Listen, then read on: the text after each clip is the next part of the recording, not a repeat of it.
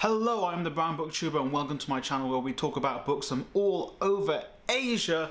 Today we're going to be talking about my second favourite book of all time. It's like a 1A and 1B situation, and it is If Cats Disappeared from the World by, and I'm going to try to not butcher this, Genki Kawamura. I'm sorry if that was incorrectly pronounced, and it is translated by Eric Sealand, which again I hope I didn't pronounce incorrectly. So, If Cats Disappeared from the World is... how can I say it?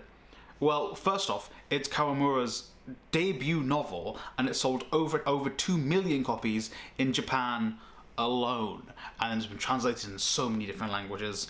It is a book which I don't remember how I got it. I think it was gifted to me, and frankly, it was beautiful and amazing. I love any book that has a cat in it. I have bought books with just cats on the covers as the reason for buying the book, so you know how much I like cats. But If Cats Disappeared from the World is so much more than about cats. I am not going to spoil the plot, but I'm just going to give the general premise. The premise of the book is there is a man who is about to die, and then the devil comes to him and asks him if he wants to make a deal. To make this deal, he gets to live for one more day if he makes one thing disappear from the world forever.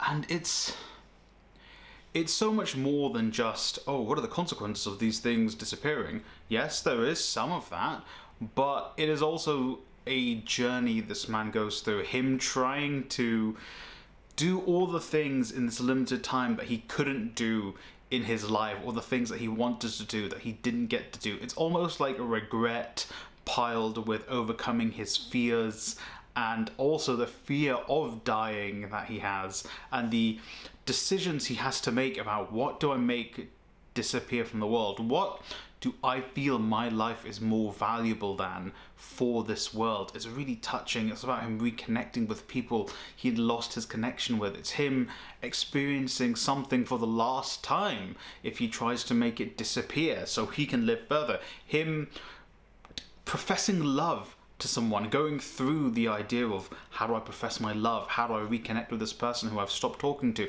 how do I say goodbye to this thing that I love, what is this other thing that is so important to the world, but do we need it?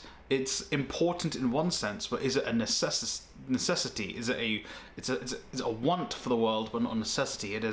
It goes through all of these different themes. It addresses all these other things, all the while making you just go on this journey with this man, and you're thinking, how does he value his life? What is he going to do with his life? It makes you think, how well do I value my life? What do I see as myself as more important than something? Or what can I live without? What can people live without? To me, what could I live without?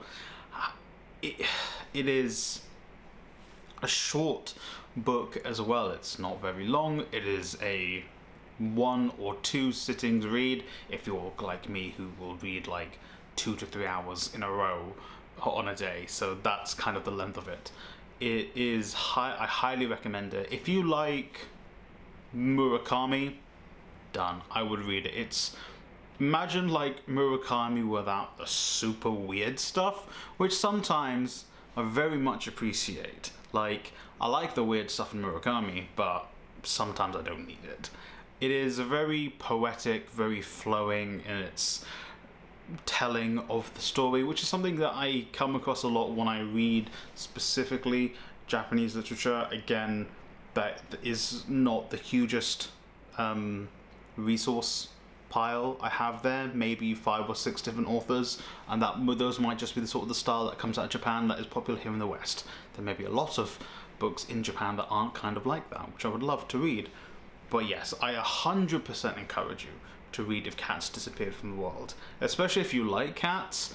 I'm not going to give you any spoilers about anything to do with cats, but yeah, I highly recommend you go off and read this book. I'm going to put the place in the description down below where you can purchase the book. And remember, I am currently doing a Palestine reading challenge, if you will, and that is going to come to its end on the 18th of July, hopefully with a live stream, which I can hopefully participate in. So if you want to check that out, go watch my previous video here to see if you're interested in reading any of those books. But if you're maybe just wanting to read this book, it will be in the description down below. Thank you for watching. If you have read this book, let me know in the comments if your opinion on it, if you liked it, if you didn't like it. Maybe I am in the minority here. Well, I might not be because it's a very successful book, but still, let me know your thoughts on the book in the comments down below. Thank you for watching, and I hope you read a fantastic book today.